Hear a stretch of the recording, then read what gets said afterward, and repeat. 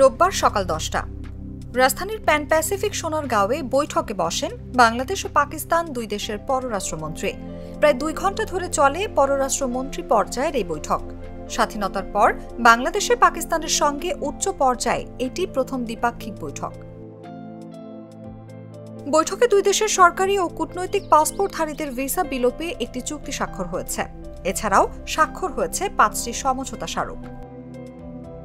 এর মধ্যে রয়েছে দুদেশের সরকারি ও কূটনৈতিক পাসপোর্টধারীদের ভিসা বিলোপ, দুই দেশের বাণিজ্যিক বিষয়ক জয়েন্ট ওয়ার্কিং গ্রুপ গঠন, ফরেন সার্ভিস একাডেমির মধ্যে সহযোগিতা, রাষ্ট্রীয় বার্তা সংস্থার মধ্যে সহযোগিতা। এছাড়াও রয়েছে Bangladesh institute of international and strategic স্টাডিজের সঙ্গে পাকিস্তানের ইনস্টিটিউট অব স্ট্র্যাটেজিক স্টাডিজ ইসলামাবাদের সহযোগিতা, বাংলাদেশ ও পাকিস্তানের মধ্যে সংস্কৃতি বিনিময় কর্মসূচি। পাকিস্তানের সঙ্গে দ্বিপাক্ষিক সম্পর্কের প্রশ্নে সবসময় উঠে আসে ৭১ প্রসঙ্গ। গণহত্যার দায় স্বীকার ও বাংলাদেশের কাছে ক্ষমা চাওয়া নিয়ে কোনো আলোচনা হয়েছে কিনা এমন প্রশ্নের জবাবে ইসহাক দার বলেন, ৭১ কোনো অমীমাংসিত ইস্যু নয়। তার দাবি, একবার শুধু নয়, 2 বার সমাধান হয়েছে ৭১ নিয়ে অমীমাংসিত বিষয়গুলো। তার ভাষ্য, গণহত্যার জন্য ক্ষমা চাওয়াও হয়েছে। ইসহাকদার বলেন, অমীমাংসিত বিষয়গুলো প্রথম দফায় নিষ্পত্তি হয় 1974 সালে। পরবর্তীতে 2000 সালের শুরুর দিকে তৎকালীন রাষ্ট্রপতি জেনারেল পারভেজ মুশাররফের সফরকালে তিনিও পাকিস্তানের জনগণের পক্ষ থেকে বাংলাদেশের জনগণের কাছে বিষয়টি সমাধান করতে পদক্ষেপ নিয়েছিলেন।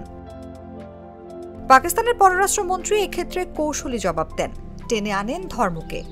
বলেন, একটি পরিবারের মধ্যে মতবিরোধ দেখা দিতেই পারে, তবে ইসলামের শিক্ষা অনুযায়ী হৃদয় পরিষ্কার করে ভাইয়ে ভাইয়ে বিভেদ ভুলে সামনে এগিয়ে যাওয়া উচিত। পাকিস্তানও সেই দৃষ্টিভঙ্গি অনুসরণ করতে চায়। এর আগে শনিবার দুপুরে শাহজালাল আন্তর্জাতিক বিমানবন্দরে পাকিস্তানের উপপ্রধানমন্ত্রীকে স্বাগত জানান পররাষ্ট্র সচিব। এদিন বিএনপি, জামায়াত ও এনসিপি নেতাদের সঙ্গে বৈঠক করেন পাকিস্তানের পররাষ্ট্রমন্ত্রী। এসব বৈঠকে তিনি রাজনৈতিক পরিসর সহ নানা ক্ষেত্রে দুই দেশের সম্পর্ক বৃদ্ধির বিষয়ে আলোচনা করেন।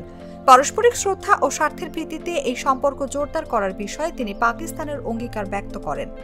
অনুভা বিশ্বাস, জাগো নিউজ। সানবিট সব দিবে সামাল।